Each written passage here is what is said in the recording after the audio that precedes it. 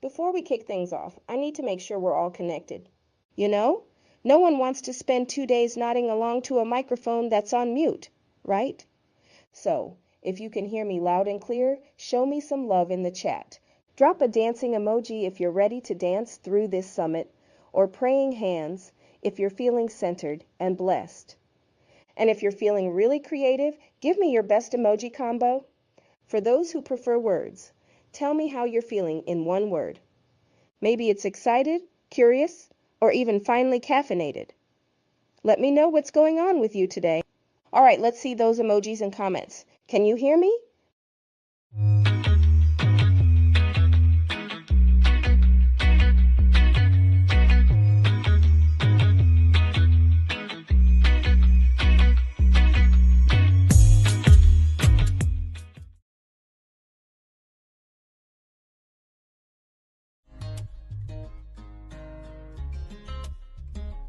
My name is Dr. Norma, and it is my distinct honor to welcome you to this year's summit on Ministers' Mates in the 21st Century.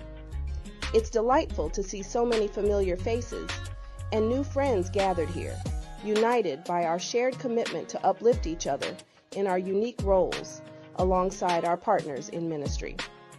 The purpose of this summit is to shine a light on the invaluable contributions of ministers' mates, the spouses, partners, and supporters of those in ministry. Your roles are vital in fostering the health and effectiveness of our churches and communities.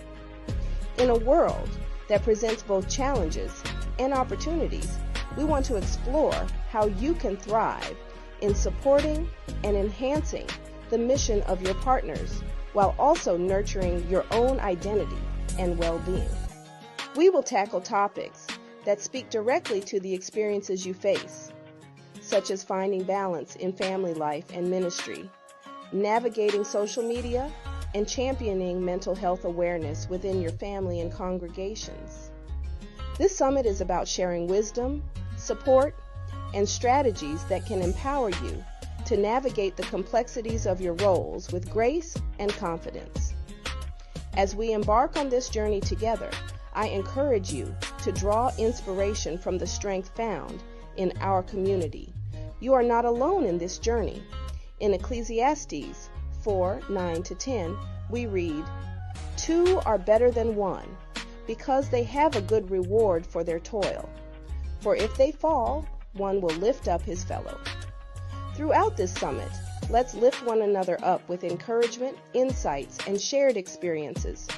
I invite you all to approach this summit with an open heart and mind. Engage with the sessions, participate in discussions, and don't hesitate to share your own insights and stories. Your experiences are valuable and can serve as a beacon of hope for others navigating similar paths.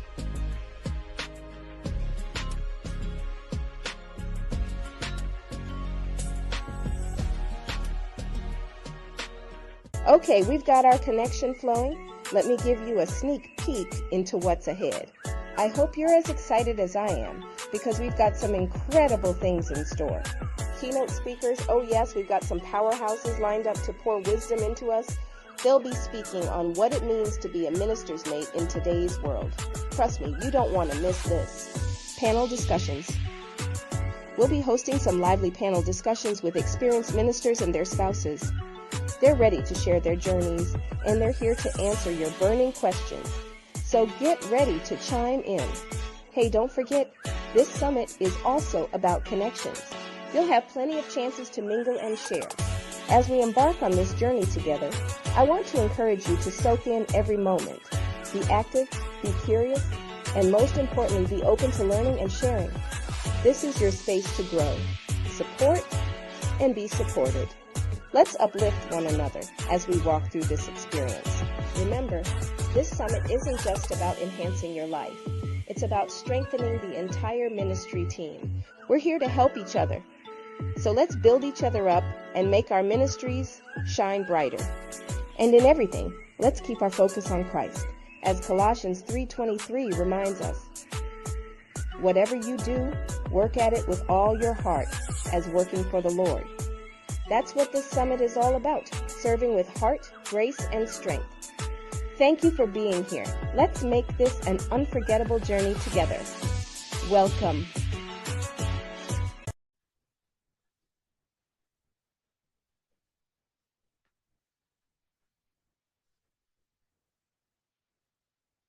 Hello, everyone. I am Dr. Michelle Van. I am the evangelist of wellness. I am your mental health coach for today. First thing I want to say, being a pastor's spouse, that is no small job. I have been doing it for the last 30 years, and sis, I can tell you some stories. But today we're going to talk about how we juggle all of the things that we have to juggle. Juggling our family, juggling the ministry, and let's be honest, keeping up with everyone else's problems, all while trying to smile like you haven't been awake since 4 a.m. making coffee for that little brunch that you just had. But today is all about you, sis. It is about you. I want to talk about your mental health, because if you don't take care of yourself, how can you take care of others? So buckle up, because we're about to get real. And don't worry, we'll sprinkle in some humor, because sometimes if you don't laugh, sis, you will be crying. And you know what? I don't have any waterproof mascara on today, so we're not going to be crying. That's not what this day is about. It is literally about helping you get yourself together so that you can make it another day. Let's talk about the pressures of being in ministry.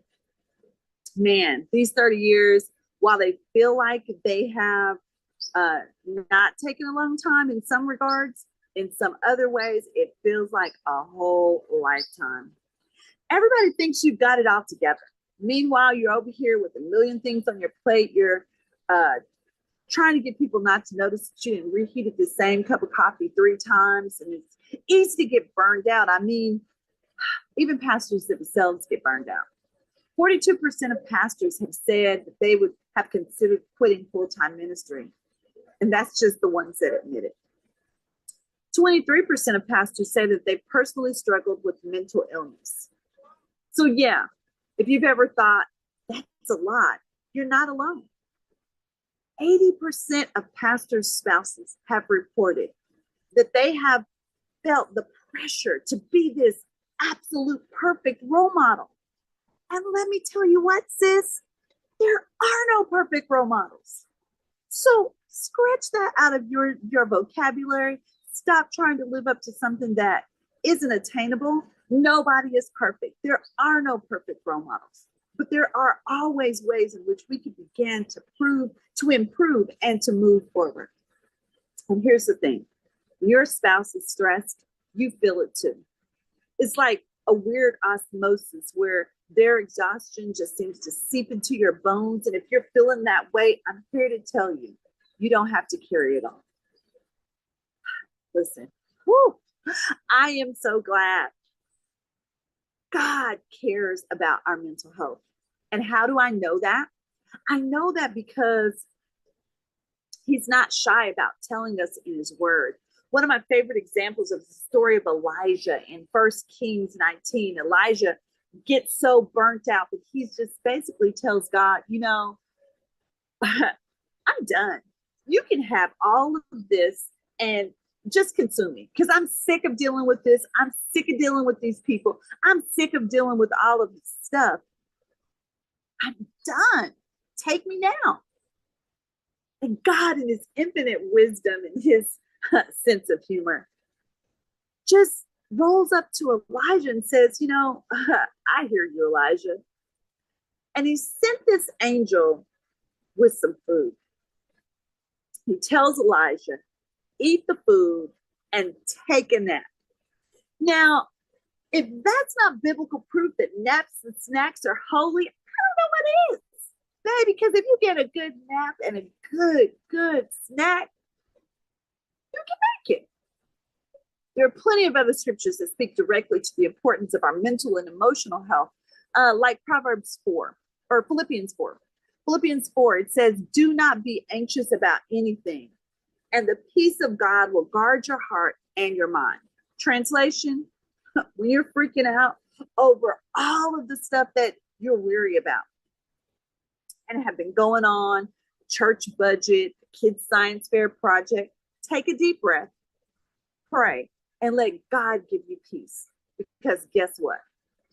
You were never designed to fix it all. I know social media has told you that you should have all the answers, but sis, that's not practical.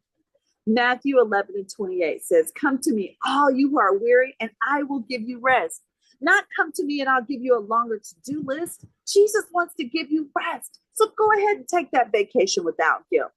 Disney World will do your soul some good, and your church will still be intact when you get back.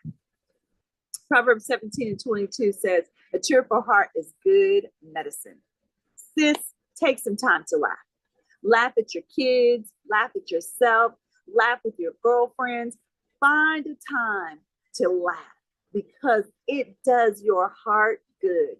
You know, a good belly laugh makes you feel better, even if it doesn't change your circumstances.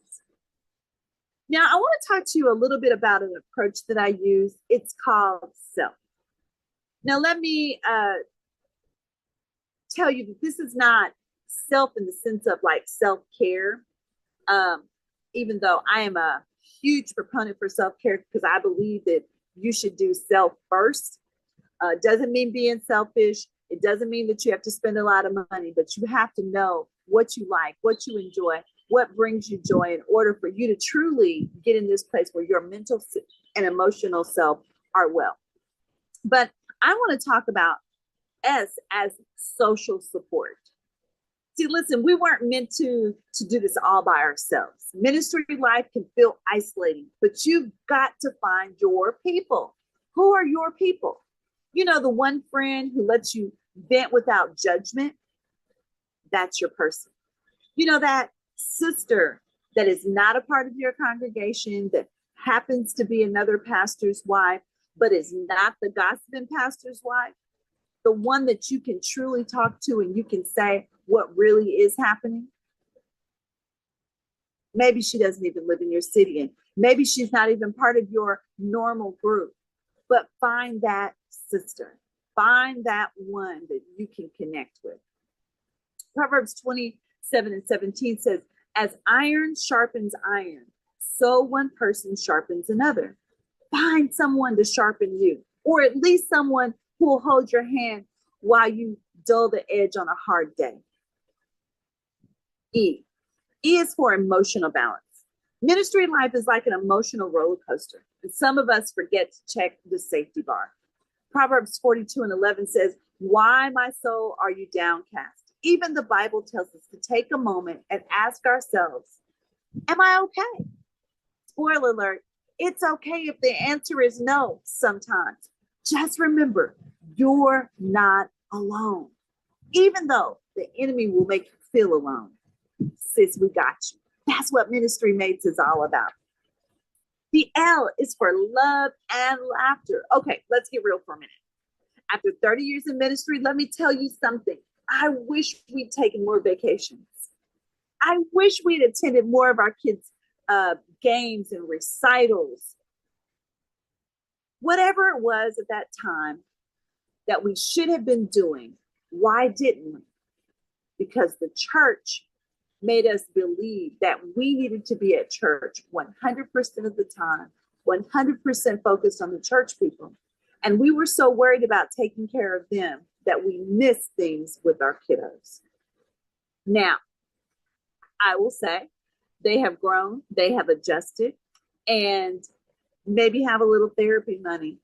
And on top of that, we have now begun to figure out that we have to take the time for ourselves to live and to laugh. Ecclesiastes 3:13 says that satisfaction in life is a gift from God. And you know what brings satisfaction? Family road trips with off-key sing-alongs. So go ahead and plan that family trip. And if your spouse can't sing, even better, because laughter is guaranteed.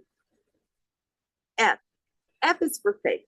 Hebrews 11:1 tells us that faith is confidence in what we hope for. And sometimes what we hope for is just a moment of peace. Lean into faith when life gets heavy. And don't forget, it's perfectly okay to lean into a therapist too, because faith and therapy and prayer are a great combo. So know that you don't have to do this by yourself. Yes, you can be in faith and still see someone. Therapists, coaches, fitness instructors all work together to help our mind, body, and spirit come together. Now, I want to talk to you just quickly about practicing tips or practical tips for maintaining your mental health. The first one is to set some boundaries. See, look, you are not a superhuman. Ministry is demanding, but you've got to know when to say enough. If you don't burn out, we'll catch you. And trust me, saying no is a spiritual gift. I'm pretty sure that King James left it out when he did the fruit of the Spirit, but it's one of those right up there. No, it's a whole complete sentence. You don't have to explain it. You don't have to justify it. Just set your boundaries. Take time off. As I said earlier, take the vacation. If Jesus could take time away to rest and he went up into the mountain and got away from the people, went into the garden and was able to get away from the people, then you must take some time to rest. And yes, it's okay if your ministry for a week is lounging by the pool with a great tea or a nice espresso or something fruity. That's called soul care, folks. And soul care is so important. The third thing I want to talk to you about is seeking professional help. Prayer works wonders, but so does therapy. It's time to make therapy normal, not taboo. Sometimes what you really need is a good therapist and a breakthrough session. Sometimes you just have to find that great coach that can show you those blind spots. The reason why they're blind spots is because you can't see them. Take the time to find someone who you can trust and who you can open your heart to, that will come in and that will help you move to the next level. Point number 4, develop a support network. You need people around you who get it. Find a group of fellow pastors' wives, or at least one friend who knows when you need to vent, laugh, or just sit in silence with a cup of coffee. These people are so important. There are people that are not part of your ministry. There are people that are not a part of the social groups that you have. They are just that person that knows you well enough to know when you're wrong, when things are not right, and they can just come in and say, talk. Or they can just come in and say, I got you. Okay? Number 5, educate the church on mental health. See, it's not just enough for you to get help, but it is so critically important that mental health and the conversations about mental health are coming from the pulpit. Whether that's you, whether that's your husband, whether that's your leadership teams, all of you should be having the conversations about mental health and why it's so important for mental health to be normalized within our communities. Speak to your teams. Mental health should be part of every policy that you have. It should be part of the conversations that you have. Your leaders should be getting that same help. They should be having that same conversations. Your leadership team, take them, make sure that they're finding marriage groups to encourage their marriages, but also groups to encourage their mental and soul wellness. Okay? So, as we think about this, as we think about mental health for us, mental health for our marriage, mental health for our wellness, mental health for our family, I want to tell you about a book that we are doing. Pastor Norman and I are writing a book called Healing Plates. I want to share just a little bit of why we did this. And as we began to think about how healing comes about, how wellness comes about, a lot of times it comes about during conversations over food. And so Healing Plates is a book that has prayers and recipes and meditations and just times of reflection, as well as a 31-day of wellness and spiritual growth workbook that comes along with it so that you have time to work through and to really begin to navigate this wellness journey. You can get these reflection times and use these recipes with your sister circles and really just begin to have conversations about, are you okay? And how is your mental health? How is your forgiveness journey? All of these things are real just ways in which you can help along the journey. Our goal for this healing place is to help you find balance, not just physically, but spiritually too. It's the perfect way to kickstart your journey to wellness and spiritual growth. Grab a copy for yourself with someone you love. I promise it's a mix of wisdom and wellness and maybe even a few laughs along the way. So here's the takeaway. Your mental health matters. You can't pour from an empty cup, no matter how hard you try. Set boundaries, prioritize your family, and most importantly, find time to rest and to laugh. Because if you learn anything today, it's that Jesus wants us to rest. And he's okay with us enjoying the journey. Thank you, and may God bless you as you continue to love, serve, and laugh through this incredible adventure called ministry. Before we go, I want to tell you that, I purposely took the time to share with you my journey because I'm on vacation too, because I'm not telling you something that I'm not practicing. See, as we go through this journey, as we go through this thing called ministry, it is so important that we take the time to build ourselves and that we take the time to reinvigorate our soul. I'm Dr. Michelle Van. I am a coach. I am a therapist. And I love, love, love, love being able to come in and talk to you, encourage you. My husband and I do coaching with pastors and pastors' wives. It is our heart and our vision to make sure that as we go along this journey, that we take others with us, that we encourage others, that we help you to understand that you are not on this journey alone. If you want to get coaching, if you want to be able to have someone to help you, reach out. We are on Instagram, we are on Facebook, we are on LinkedIn, but just find us, Dr. Michelle Van. I'm here for you. Coaching is what we do. This version of you needs to be the best version that you've ever seen. I know that while ministry can be hard, it can also be so rewarding. Thank you again for the opportunity to share with you. And I hope that this is not the last time we talk. I want you to love. I want you to serve. I want you to laugh. And most of all, I want you to love yourself. Thank you for this time. And thank you for just taking the time to check in. Because you know what? It's an amazing thing to know that you don't have to always have all the answers and that not being okay is still okay. Love you to life.